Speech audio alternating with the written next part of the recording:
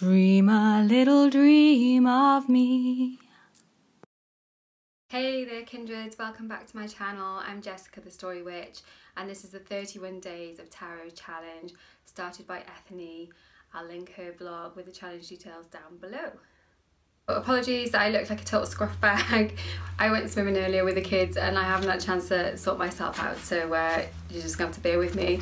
It's been quite tricky getting all of these videos done. I'm so amazed by some of you how cool loads of them watch. I know some of you have been recording them in advance and next year I'm totally going to do that because this year has been a little bit off the cuff.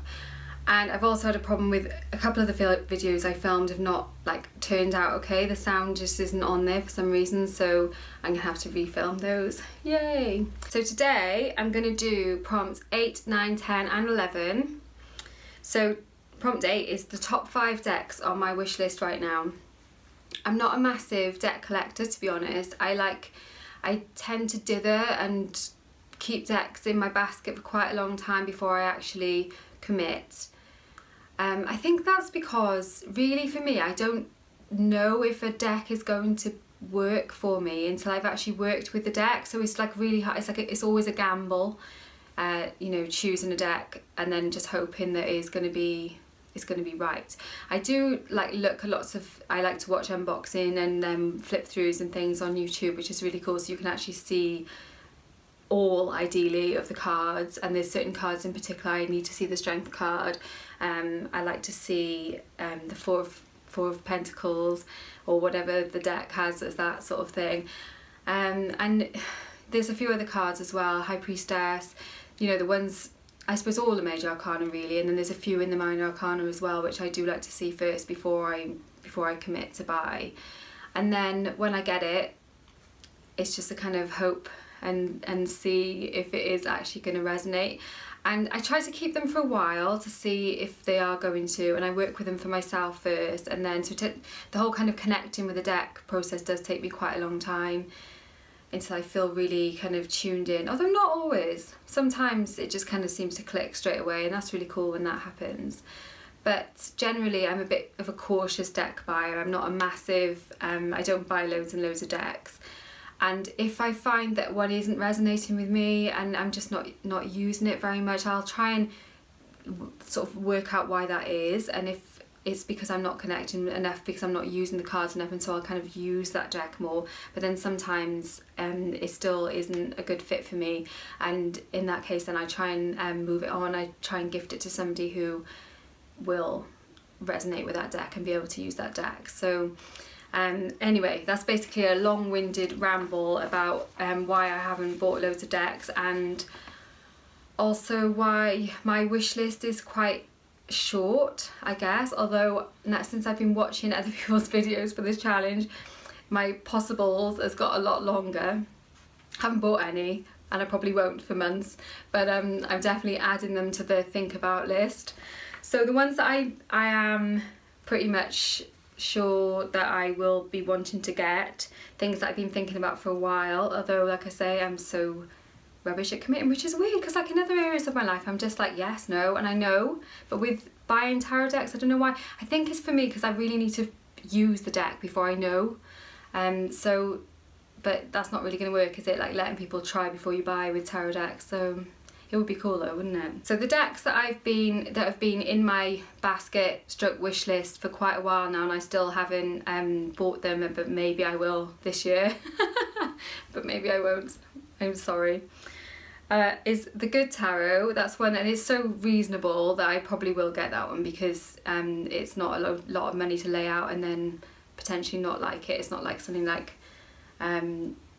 some of the more, well, Dame Darcy's Mermaid Tarot is another one that I really like that has been in my wish list for quite a while, and that's obviously a little bit more money to lay out, so that's one that I've been wondering about. The Sun and Moon Tarot as well, I would really like to get my hands on that and see how that reads. I also bought Danielle Noel's book about tarot, and that has made me even more likely to buy her Star Child Tarot, so that may be something that I purchased this year. So like I say, I haven't got loads of decks on my wish list, but watching everyone else's videos is definitely making me add more decks to my thinking about it list. I love I'd love to be able to just go like a library of tarot, a tarot library where you could go in and work with the cards. They'd probably have to have somebody there to kind of cleanse and check the decks and everything back in really carefully after you've been borrowing them, but that would be amazing, so you could actually really try and see. That would be really cool for me. I know I'm indecisive. I could just buy them, sell them, I know, but I don't like to do that really. I do prefer to kind of think about it a while first before I commit. So question 9 is my tarot goals for 2018. I had a little think about this, and I've been a student of the tarot for quite a while now, and I don't really set specific tarot goals for years. I just like to kind of just keep learning and keep using tarot as much as possible. An area I'd like to expand on is my client reading business. I have been doing that for a couple of years now, and I've only been offering it at like set times and things like that when I knew I was going to be able to fit it in with other things in my schedule and stuff. So this year I would like to try and create more options for readings and things. So I guess that's my tarot goal for 2018. Decks that I would like to work with more this year. Basically, I would like to really work more with those ones that I've bought in 2017, so definitely Mythic Tarot. I'm going to work with that a lot this year. I'm thinking I might start working with that as well in like a kind of storytelling way. I think it's going to feed into my writing and stuff as well, so I'm really excited to work more with that one. I also purchased Fountain Tarot, and I will want to work with that. I think that's getting to the stage where I'll probably start using that for client readings soon as well. Yeah, I will definitely be working more with Wild Unknown, because that deck has totally surprised me with how cool and how deep the readings can be with that deck. I know I've talked about that in another video as well. Oracle deck wise, the one that I'd like to work with more, I bought the Goddess Oracle. I'll grab it now and show you. After all that Doreen Virtue hoo-ha, I offer Goddess readings usually as part of as preparation for the word for the year, and like a goddess for the year.